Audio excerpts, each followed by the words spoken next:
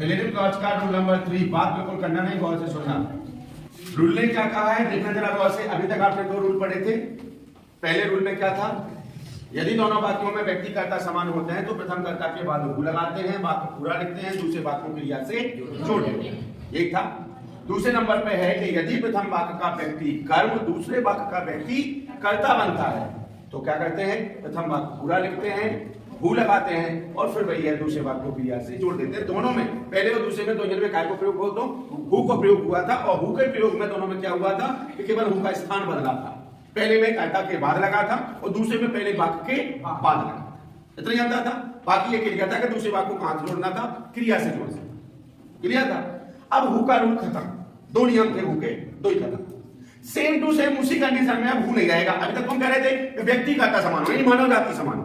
अब मानव जाति छोड़ रहा है, अब हम निर्जीव पे जाएंगे, पशु पक्षी पे जाएंगे, पेड़ पौधों पे जाएंगे, जानवरों पे जाएंगे, नॉन लिविंग थिंग, समझ रहे, जो निर्जीव होती है या फिर मानव जाति को छोड़कर होती है, हम अब उन पे जा रहे हैं।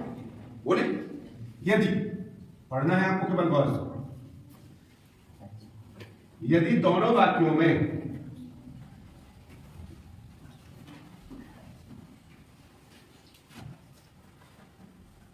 मानव जाति को छोड़कर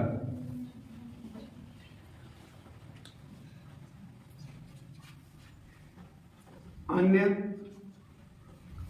कोई कर्ता जैसे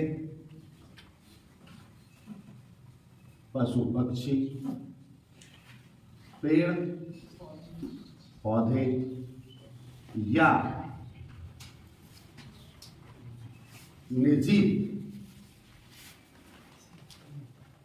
वस्तु, पुस्तक में नॉन लिविंग थिंग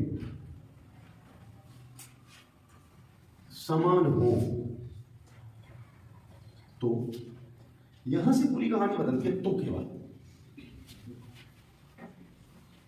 प्रथम कर्ता के बाद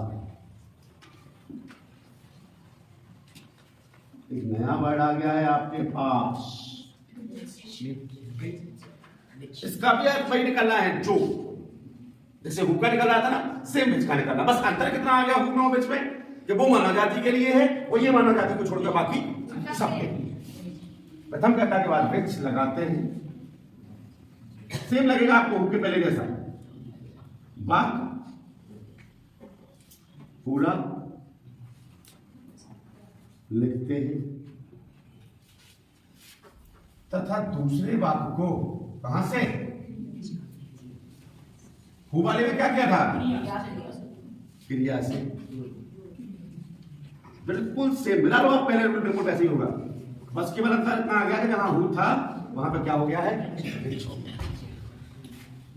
पढ़ो एक बार क्या लिखा, यदि दोनों वाक्यों में मानव जाति को छोड़कर, वो करना है स्टैंडर्ड करना, यदि दोनों वाक्यों में मानव जाति को छोड़कर अन्य कोई कर्ता जैसे पशु पक्षी पेड़ पौधे या निर्जीव वस्तुएं जैसे कि नॉन लिविंग थिंग समान हो, तो प्रथम कर्ता के बाद, पहले रूल में हु वाले में भी यही किया था आपने, Sita who is a good girl, is honest या इज गोइंग टू मैरी, ऐसे किया था आपने।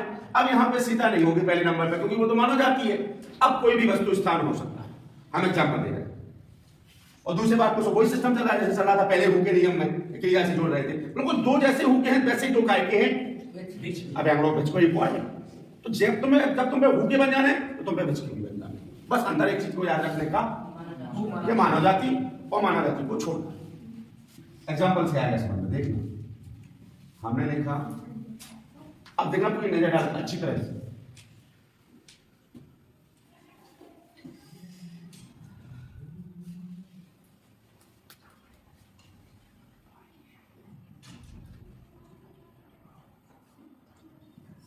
The lion is the king of forest, और फिर हमने लिख दिया the lion is roaring, गरजना दहाड़ना। चलो और दोनों वाक्यों को आपको कैसे जोड़ना है, यदि वो नेगेटिव क्लॉज लिख के ना दे और ऐसा ना लिख के वो ऐसा लिख दे कंबाइन यूजिंग केवल इन दोनों वाक्यों को कैसे बोलो तो तुम्हारे लिए और सरल हो। फिर रूल में पूरे समुद्र में से तुमसे कहेंगे फिर एक अलग से छांट के ले आओ, लोटा पानी अलग से ले आओ, छांट के ले आओगे तो उनमें खारो पानी ना हो। अब तो पूरे समुद्र को खारो पानी है, उनमें से अलग छांट ले। वो ई में क्या होगा कि में फिक्स होगा कि एक ही अलग चले। नॉर्मल है ज्यादा वस्तुओं के बीच में एक वस्तु को ढूंढने में अगर तुमसे कहते हैं कि जाओ कमरा में से चीज उठा ले आओ तो तुम्हें पर्टिकुलर पता चलेगा ये बात चीज उठा ले आओ, है कि नहीं? वो केवल एक ही चीज को रखी हुई बिलात वस्तुओं के बीच में रखी हुई तुम्हें ढूंढ नहीं आ सभी हटाओ नहीं है हटाओ। लेकिन अगर केवल पर्टिकुलर अलमारी में एक ही चीज रखी है चले जाओ चौथी नंबर की अलमारी में जैसी रखी तो तुम तुरंत उठा लो। लेकिन 50 वस्तुओं इन किताबों के बीच में से हम कहें इन किताबों में से तुम कक्षा 9 की एक प्रातः छांटो तो कक्षा 9 की प्रातः में से छांटने तुम्हें सभी पढ़ दिया या 9 किया या 10 किया या तो 11 किया ये होगा। लेकिन अगर एक पर्टिकुलर एक ऊपर रख देंगे हमें एक ही अलमारी में रखी होगी हम कहते हैं कक्षा 9 की प्रातः उठा लिया तो मैं खाली एक ही रखी है तो मैं दाने से उठा लेंगे क्योंकि उसमें है ये। तो यहां पे फिक्स कर दिया गया, ध्यान देना यहां पे फिक्स कर दिया गया। अगर 9th 10th में अधिकांश ऐसा आता बड़ी क्लास में ऐसा होता है लेकिन 9-10 में कभी कभी ऐसा भी होता है ऊ से जोड़िए विद से जोड़िए बार से जोड़िए बैर से जोड़िए बहन से जोड़िए जो भी होगा उसी शब्द को लिख सकते हैं। हमने कहा है माना जाती एक एग्जांपल और लिख रहे हैं फिर आंसर दोनों के एक साथ कर रहे हैं। हमने लिखा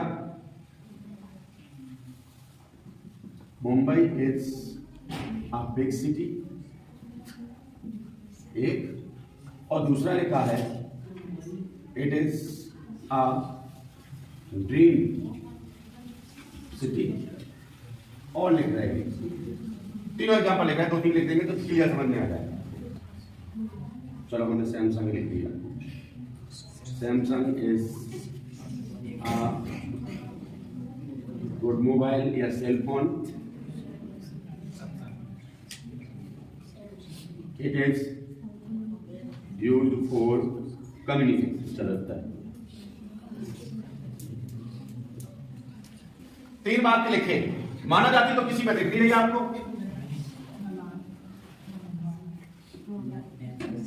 ये वस्तु हो सांस तो नहीं ले रही है माना जाती नहीं होना चाहिए। एक और लिख रहे हैं हम पेड़ पौधे वाला भी लिख के दे रहे हैं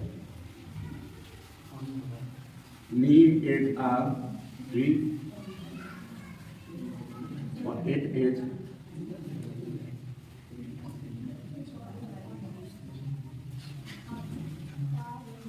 कैसा ट्री है